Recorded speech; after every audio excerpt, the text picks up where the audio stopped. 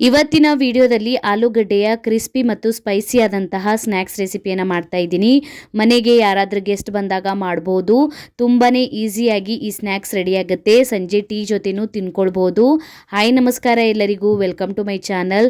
ನನ್ನ ಚಾನಲನ್ನು ಯಾರು ಹೊಸದಾಗಿ ನೋಡ್ತಾ ಇದ್ದೀರಾ ಪ್ಲೀಸ್ ಚಾನಲನ್ನು ಸಬ್ಸ್ಕ್ರೈಬ್ ಮಾಡ್ಕೊಳ್ಳಿ. 3 ಮೀಡಿಯಂ ಸೈಜ್ ಆಲೂಗಡ್ಡೆಯನ್ನು ನಾನು ಸರಿಯಾಗಿ ವಾಶ್ ಮಾಡ್ಕೊಂಡಿದ್ದೀನಿ. ಈಗ ನಾನು ಆಲೂಗಡ್ಡೆಯನ್ನು ಸಣ್ಣ ಸಣ್ಣ ಪೀಸಸಲ್ಲಿ ಕಟ್ ಮಾಡ್ಕೋತೀನಿ. ನೀವು ಬೇಕಾದರೆ ಮೇಲಿನ ಸೊಪ್ಪೆಯನ್ನು ತೆಕ್ಕೊಳ್ಬೋದು, ಆದರೆ ನಾನು ಈ ಸ್ನ್ಯಾಕ್ಸಲ್ಲಿ ಹಾಗೇನೆ ಇಡ್ತಾ ಇದ್ದೀನಿ. ನಿಮಗೆ ಇಷ್ಟ ಬಂದಂತೆ ನೀವು ಮಾಡ್ಕೊಳ್ಳಿ. ಈ ಥರ ನಾನು ಕಟ್ ಮಾಡ್ಕೊಂಡಿದ್ದೀನಿ. ನಾನು ಮಸಾಲೆಯನ್ನು ಕುಟ್ಕೊಂಡು ಬಿಡ್ತೀನಿ. ಇಲ್ಲಿ ನಾನು 5 ರಿಂದ 6 ಹಸಿಮೆಣಸಿನಕಾಯಿಯನ್ನು ತೊಗೊಂಡಿದ್ದೀನಿ. ಒಂದು ಬೆಳ್ಳುಳ್ಳಿಯನ್ನು ಸೊಪ್ಪೆ ಇದೆ ಹಾಗೇನೆ ತೊಗೊಂಡಿದ್ದೀನಿ. ಇದನ್ನು ಸರಿಯಾಗಿ ಬಟ್ಟೆಯಲ್ಲಿ ಒರೆಸ್ಕೊಂಡ್ಬಿಟ್ಟು ಈ ಬೆಳ್ಳುಳ್ಳಿಯನ್ನು ಸೊಪ್ಪೆ ಸಮೇತ ಹಾಕ್ಕೊಳ್ಳಿ. ಅಂದರೆ ಸ್ನ್ಯಾಕ್ಸ್ ಕ್ರಿಸ್ಪಿಯಾಗಿ ಬರುತ್ತೆ ಮತ್ತು ಸ್ಪೈಸಿ ಆದಂಥ ಸ್ನ್ಯಾಕ್ಸ್ ಇರುತ್ತೆ. ಅದಕ್ಕಾಗಿ ಹಸಿಮೆಣಸಿನಕಾಯಿಯನ್ನು ಜಾಸ್ತಿ ಹಾಕ್ಕೊಂಡಿದ್ದೀನಿ. 1 ಟೇಬಲ್ ಸ್ಪೂನಷ್ಟು ಜೀರಿಗೆ, ಅರ್ಧ ಟೇಬಲ್ ಸ್ಪೂನಷ್ಟು ಅಜ್ವೈನ್, ಸ್ವಲ್ಪ ಉಪ್ಪನ್ನು ಹಾಕಿಬಿಟ್ಟು ಈ ಮಸಾಲೆಯನ್ನು ನಾವು ಸ್ವಲ್ಪ ದಪ್ಪನೇ ಈ ಥರ ಕುಟ್ಕೊಂಡ್ಬಿಡಿ. ಈಗ ಮಸಾಲೆ ರೆಡಿಯಾಗಿದೆ. ನಾನೀಗ ಇಲ್ಲಿ ಪ್ಯಾನ್ನಲ್ಲಿ 2 ಕಪ್ಪಷ್ಟು ನೀರನ್ನು ಬಿಸಿ ಮಾಡ್ಲಿಕ್ಕೆ ಇಟ್ಟಿದ್ದೆ.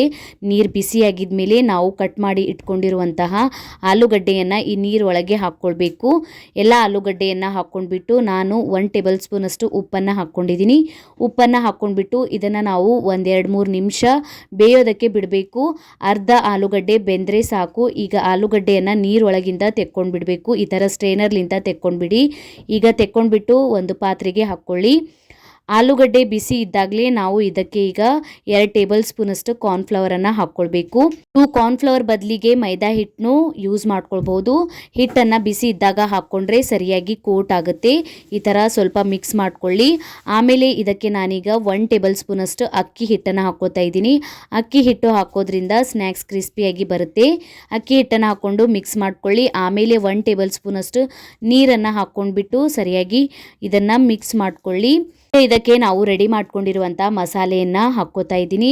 ಮಸಾಲೆಯನ್ನು ಹಾಕ್ಕೊಂಡ್ಬಿಟ್ಟು ಒಂದ್ಸಲ ಮಿಕ್ಸ್ ಮಾಡ್ಕೊಳ್ಳಿ. ಮಿಕ್ಸ್ ಮಾಡ್ಕೊಂಡ್ಬಿಟ್ಟು ಈಗ 1-2 ಟೇಬಲ್ ಸ್ಪೂನ್ ಅಷ್ಟೇ ನೀರನ್ನು ಹಾಕ್ಕೊಳ್ಬೇಕು. ಜಾಸ್ತಿ ನೀರನ್ನು ಯೂಸ್ ಮಾಡಬಾರ್ದು. ಈಗ ನೋಡಿ ನಾನು ಸರಿಯಾಗಿ ಮಿಕ್ಸ್ ಮಾಡ್ಕೊಂಡಿದ್ದೀನಿ. ಸರಿಯಾಗಿ ಆಲೂಗಡ್ಡೆ ಕೋಟ್ ಆಗಿಬಿಟ್ಟಿದೆ ಮಸಾಲೆ ಮತ್ತು ಹಿಟ್ಟಿನಿಂದ. ಈಗ ನಾನು ಎಣ್ಣೆಯನ್ನು ಬಿಸಿ ಮಾಡ್ಲಿಕ್ಕೆ ಇಟ್ಟಿದ್ದೀನಿ. ಎಣ್ಣೆ ಬಿಸಿ ಆಗಿದ್ಮೇಲೆ ಈಗ ನಾವು ಈ ಥರ ಸ್ಪೂನಲ್ಲಿ ಆಲೂಗಡ್ಡೆಯನ್ನು ಒಂದೇ ಸಲ ಹಾಕ್ಕೊಳ್ಬೇಕು. ಹಾಕ್ಕೊಂಡ್ಬಿಟ್ಟು 2-3 ಸೆಕೆಂಡ್ ಆಗಿದ್ಮೇಲೆ ಈ ಥರ ನೀವು ಆಲೂಗಡ್ಡೆಯನ್ನು ಬಿಡಿ ಬಿಡಿಯಾಗಿ ಮಾಡ್ಕೊಳ್ಳಿ. ಈಸಿಯಾಗಿ ಬಂದುಬಿಡುತ್ತೆ, ಅಂಟ್ಕೊಳ್ಳಲ್ಲ ಆಲೂಗಡ್ಡೆ. ಈ ಥರ ಮಾಡ್ಕೊಂಡ್ಬಿಟ್ಟು ಸರಿಯಾಗಿ 2 ಕಡೆಯಿಂದ ಗೋಲ್ಡನ್ ಬ್ರೌನ್ ಮತ್ತು ಕ್ರಿಸ್ಪಿ ಆಗತನ ಈ ಆಲೂಗಡ್ಡೆಯನ್ನು ಫ್ರೈ ಮಾಡ್ಕೊಳ್ಳಿ. ತುಂಬಾ ಡಿಫ್ರೆಂಟ್ ಆದಂತಹ ಸ್ನ್ಯಾಕ್ಸ್ ರೆಡಿ ಆಗುತ್ತೆ. ಸಂಜೆ ಟೀ ಜೊತೆ ಒಂದ್ಸಲಿ ನೀವು ಟ್ರೈ ಮಾಡಿ. ಈಗ ಫ್ರೈ ಆಗಿದ್ಮೇಲೆ ನಾನು ಈ ಆಲೂಗಡ್ಡೆ ಸ್ನ್ಯಾಕ್ಸನ್ನು ತೆಕ್ಕೋತಾ ಇದ್ದೀನಿ.